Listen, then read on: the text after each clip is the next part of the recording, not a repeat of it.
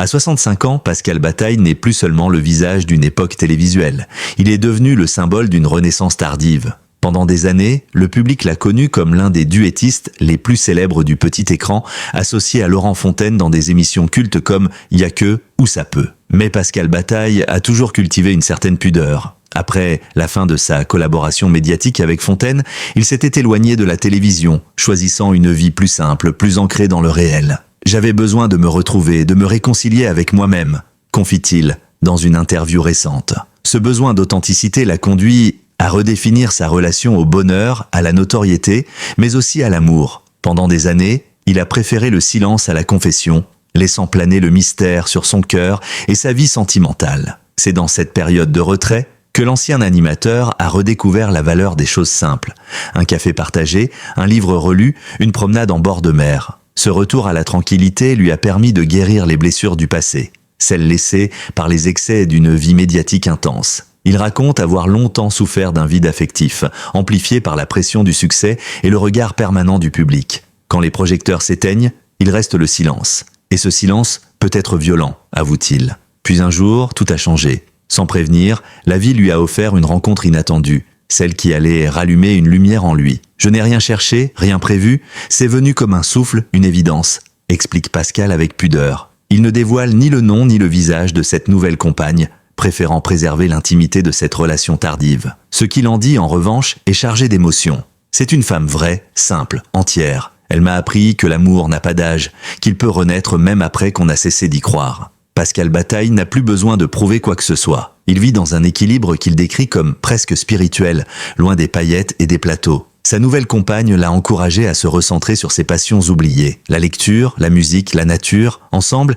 ils partagent un quotidien sans artifice, ponctué de moments sincères, loin du tumulte médiatique. « Je crois que j'avais besoin de redevenir un homme normal pour aimer pleinement », confie-t-il. Son entourage parle d'un Pascal transformé, plus doux, plus attentif, presque philosophe. Ce renouveau sentimental semble avoir réouvert une dimension de lui que la célébrité avait anesthésiée, la tendresse. Quand on a passé sa vie à faire rire ou à animer, on oublie parfois de s'écouter, dit-il avec une sincérité touchante. Aujourd'hui, il s'écoute, il ressent et il aime. Ce n'est pas un retour en arrière, mais un nouveau départ, celui d'un homme qui accepte enfin d'être vulnérable. Cette révélation publique, loin d'un coup médiatique, sonne comme une confession libératrice. Pascal Bataille ne cherche plus à séduire un public, mais à partager une vérité, celle d'un amour venu réparer ce que le temps avait abîmé. Dans un monde où tout va vite, il incarne une rareté, celle d'un homme qui, à 65 ans, choisit la lenteur, la sincérité et la gratitude. Et peut-être est-ce cela, la véritable victoire d'une vie bien remplie, apprendre à aimer à nouveau, sans peur, sans façade, simplement. Lorsque les caméras se sont éteintes et que le tumulte du succès s'est estompé, Pascal Bataille a découvert une autre forme de vide, celle du silence. Un silence pesant, presque assourdissant, où l'on se retrouve face à soi-même sans filtre ni rôle à jouer. Pour un homme habitué à la lumière, ce passage fut brutal. Il confiera plus tard que cette transition a été l'épreuve la plus difficile de sa vie. Le public l'avait connu comme un visage souriant et spontané, mais derrière cette image se cachait une grande fatigue, une lassitude accumulée par des années de pression médiatique et d'exposition constante. Pendant près d'une décennie, Pascal s'est volontairement éloigné du monde de la télévision. Ce retrait n'a pas été un exil, mais une nécessité. « J'avais besoin de respirer, de comprendre ce que je voulais vraiment », dira-t-il. Il s'est installé dans une maison discrète, entourée de verdure, loin du bruit des plateaux et des projecteurs. Là, il a commencé un lent travail de reconstruction, fait de lectures, de voyages intérieurs et de longues heures de réflexion. Ce fut une période de dépouillement, presque monastique, où il apprit à se détacher de l'image pour redécouvrir l'essentiel. Mais le silence, parfois, peut être cruel. Les premières années furent marquées par une grande solitude. J'avais l'impression d'avoir tout perdu, mon rythme, ma visibilité, ma place dans le monde, confie-t-il. Certains anciens collègues avaient poursuivi leur route médiatique, d'autres s'étaient réinventés. Lui, au contraire, avait choisi de se retirer non pas par dépit, mais pour éviter de se trahir. Ce choix radical lui a permis de redéfinir son identité. Qui était-il s'il ne parlait plus à des millions de téléspectateurs? Qui était Pascal Bataille, l'homme sans Pascal Bataille, le présentateur? Peu à peu, la réponse s'est imposée dans les gestes simples. Il s'est remis à écrire, d'abord pour lui-même, sous forme de carnet intime où il consignait ses pensées, ses peurs, ses espoirs. Il y parlait du passage du temps, de la fragilité du succès, mais aussi de la beauté des secondes chances. Il redécouvrit la marche, la cuisine, les promenades au bord de la mer. Ce sont ces petites choses qui m'ont sauvé, dira-t-il plus tard. En renouant avec la lenteur, il a trouvé un nouveau rythme de vie, apaisé et profondément humain. Durant cette période, Pascal a également dû affronter ses propres démons. La peur de l'oubli, le doute, le sentiment d'inutilité. Quand on a vécu dans le regard des autres, on croit parfois que leur silence signifie la fin. Mais en réalité, c'est le début de quelque chose de plus vrai. Ce chemin vers lui-même fut ponctué de rechutes, de regrets, mais aussi d'illumination. Il découvrit que la solitude pouvait être une amie, non une ennemie, si on apprend à l'apprivoiser. L'homme hyperactif qu'il était devint peu à peu un contemplatif. C'est aussi dans ce silence qu'il a commencé à comprendre ses erreurs passées. Les sacrifices imposés par la célébrité, les relations brisées, le manque de disponibilité, l'obsession du travail prenaient une nouvelle signification. Il admet aujourd'hui avoir été prisonnier d'un rythme qui ne laissait aucune place au cœur. Ses succès télévisuels, aussi grands soient-ils, ne comblaient pas un vide plus profond, celui du sentiment. Il avait tout pour être heureux, mais il lui manquait l'essentiel, un lien vrai, une présence. Ce retrait a aussi été marqué par une prise de conscience sur le vieillissement et le temps qui passe. À 50 ans, on commence à se dire que la seconde moitié de la vie doit avoir un sens différent. On ne peut pas seulement courir après le bruit et les applaudissements. Cette réflexion l'a conduit à se recentrer sur les choses durables, les amitiés sincères, les moments de partage, la nature. Il a découvert une autre forme de succès, plus intime, celle d'être en paix avec soi-même. Et c'est dans cette période de dépouillement que la vie a discrètement glissé sur son chemin cette personne qui allait bouleverser son quotidien. Une rencontre fortuite, presque banale, mais qui portait en elle la promesse d'une renaissance. Au départ, il n'y prêta pas attention, trop prudent, trop marqué par les déceptions du passé. Mais peu à peu, la complicité s'est installée, puis la tendresse, puis cet amour qu'il croyait réservé aux jeunes années. Pascal Bataille a compris que la vie, parfois, attend simplement que nous soyons prêts à l'accueillir à nouveau. Le temps lui a rendu ce que la célébrité lui avait pris, la paix du cœur. C'était un après-midi ordinaire, un de ces jours tranquilles, où Pascal Bataille s'autorisait à flâner sans but précis. Il se promenait dans un petit village du sud de la France, un lieu qu'il affectionnait pour sa simplicité et son authenticité. Le soleil dorait les façades, une légère brise faisait danser les feuilles et la vie semblait suspendue. C'est là, dans un café au bord de la place, qu'il la rencontra. Une femme discrète, élégante, sans effort, au regard franc et lumineux, rien d'extravagant, rien de préparé, et pourtant, tout commença à ce moment-là. Pascal n'aime pas raconter les détails de cette première rencontre, non par pudeur mais par respect. Ce qu'il en dit, en revanche, traduit une émotion profonde. C'était comme si le temps s'était arrêté. J'ai senti quelque chose de familier, de rassurant, une douceur que je n'avais plus ressentie depuis des années. Elle n'était pas issue du milieu médiatique, et c'est peut-être ce qui a tout changé. Loin du bruit des caméras, elle incarnait la normalité, la simplicité, cette authenticité qu'il recherchait depuis si longtemps.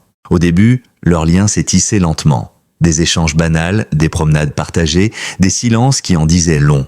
Pascal, méfiant, redoutait l'illusion d'un nouvel amour. Il avait peur de se tromper, de s'attacher, de souffrir à nouveau. J'étais devenu prudent, presque trop. Mais elle ne voulait rien prouver. Elle était juste là. Cette présence tranquille a fait fondre les barrières qu'il avait érigées. Peu à peu, il s'est surpris à sourire plus souvent, à rire sans raison, à retrouver ce goût oublié de la légèreté. Leur complicité s'est construite autour de choses simples. Cuisiner ensemble, refaire le monde autour d'un verre de vin, se promener au bord de la mer. Elle l'écoutait sans jugement, avec cette patience rare qu'ont les âmes sincères. Elle ne voyait pas en lui l'homme de télévision, mais l'homme derrière le nom, avec ses failles, ses doutes et ses fragilités. Elle m'a appris à redevenir moi-même, avoue-t-il.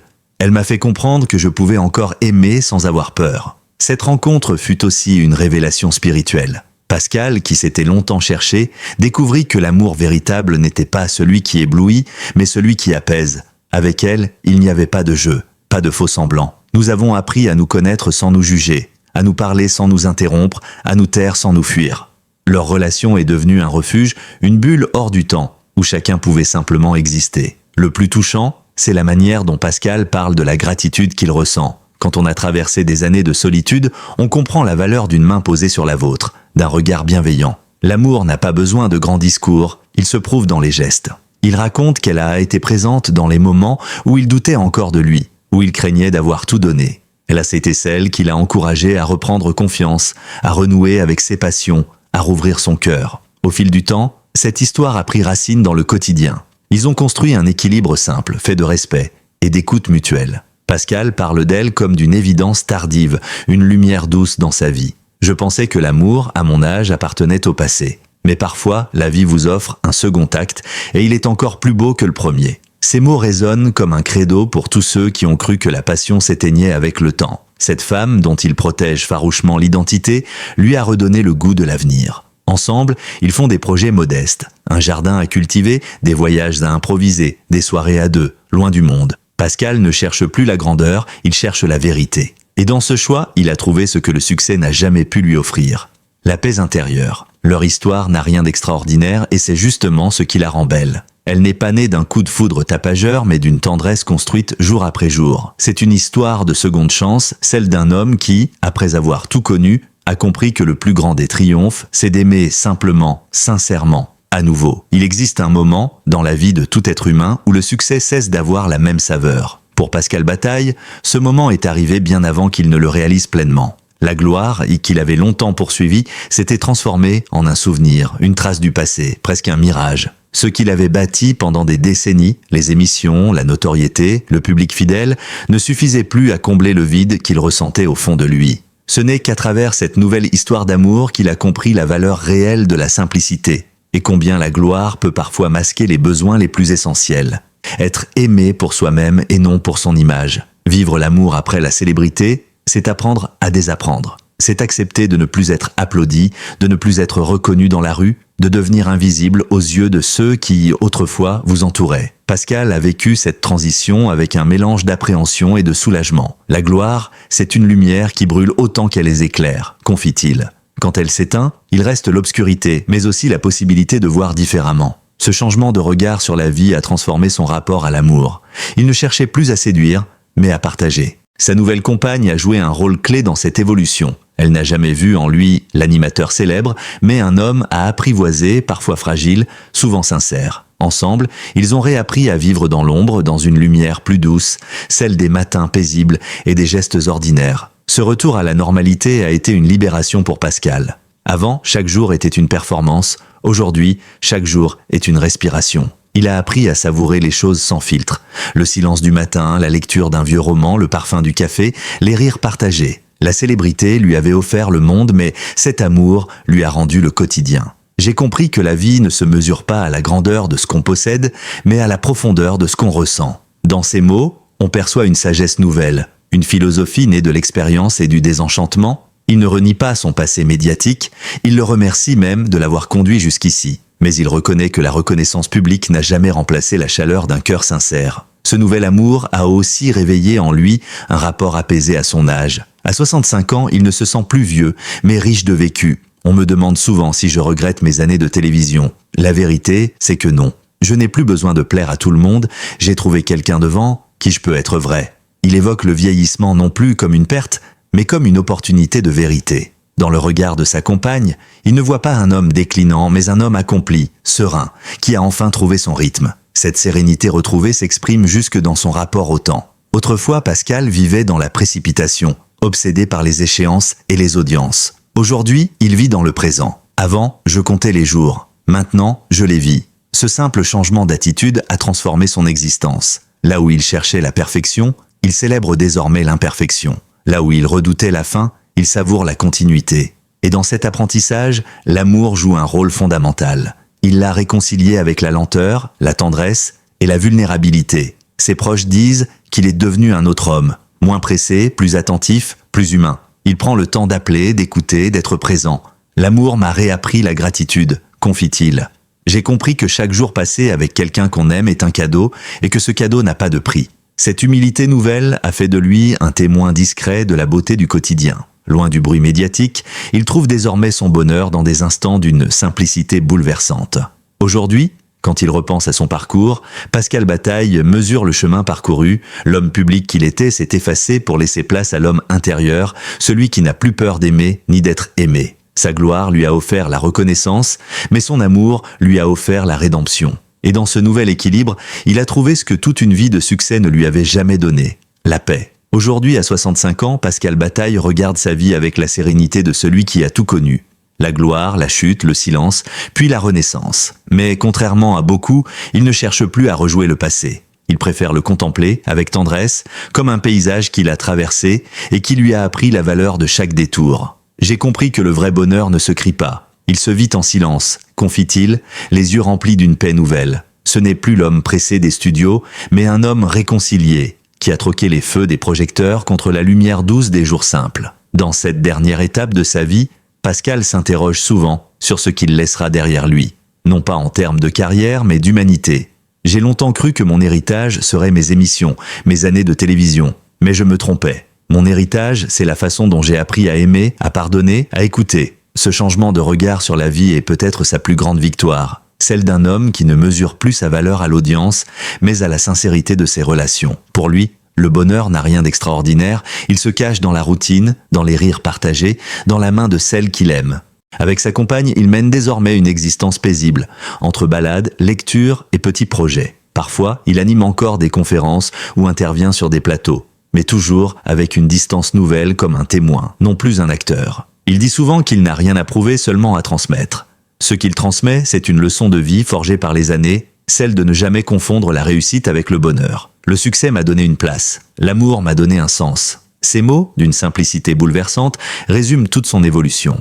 Il consacre aussi du temps à partager son expérience avec les jeunes qui débutent dans le métier. Il leur parle sans phare des illusions de la célébrité, des pièges de l'ego, de la solitude qui guettent derrière les sourires. Mais il leur parle aussi d'espoir, de reconstruction et de la beauté des recommencements. Vous pouvez tout perdre, sauf la capacité d'aimer. C'est ce qui vous sauvera toujours. Ces paroles, il les prononce sans amertume, avec cette bienveillance tranquille de ceux qui ont fait la paix avec eux-mêmes. Son entourage remarque combien il est devenu plus ouvert, plus philosophe. Pascal s'intéresse désormais à la spiritualité, à la nature, à la dimension intérieure de l'existence. Je crois que la vie nous envoie toujours les épreuves dont nous avons besoin pour grandir. Moi, j'avais besoin de perdre la lumière pour comprendre la valeur de l'ombre. Ce détachement ne signifie pas résignation, mais sagesse. Il vit pleinement sans courir après le lendemain, conscient que chaque journée est un chapitre à savourer. Dans les rares interviews qu'il accorde encore, il évoque son bonheur avec pudeur. Il ne prononce jamais le nom de sa compagne, mais ses mots suffisent à la faire exister. Elle est mon ancrage, mon miroir, ma respiration. Ensemble, ils partagent cette philosophie du présent, ce goût du calme, cette complicité silencieuse qui n'a pas besoin d'artifice. Le couple symbolise un amour mature, profond, libéré de l'illusion romantique. Un amour vrai où l'on choisit chaque jour d'être là, ensemble, sans promesse d'éternité, mais avec une infinie gratitude pour chaque instant. Pascal Bataille n'a pas seulement retrouvé l'amour, il a retrouvé la vie. Il dit souvent que la plus belle chose qui puisse arriver à un être humain, c'est de se retrouver soi-même à travers le regard d'un autre. Et c'est exactement ce qui lui est arrivé. Son histoire est celle d'un homme public redevenu homme privé, d'un animateur devenu philosophe malgré lui, d'un battant devenu sage. Il n'a pas besoin d'un dernier grand projet pour exister. Son grand œuvre, désormais, c'est sa paix intérieure. Et si l'on devait résumer son héritage en une seule phrase, ce serait peut-être celle-ci. La vie n'est pas faite pour briller, mais pour aimer. Pascal Bataille l'a compris tard, mais il l'a compris pleinement. À 65 ans, il incarne la preuve vivante que le bonheur n'a pas d'âge, que le cœur peut toujours recommencer à battre, et que le silence, parfois, dit bien plus que les mots. Dans ce silence retrouvé entre mer et lumière, Pascal sourit. Il n'attend plus rien, il vit. Et c'est peut-être là, dans cette simplicité absolue, que réside le secret de sa véritable liberté.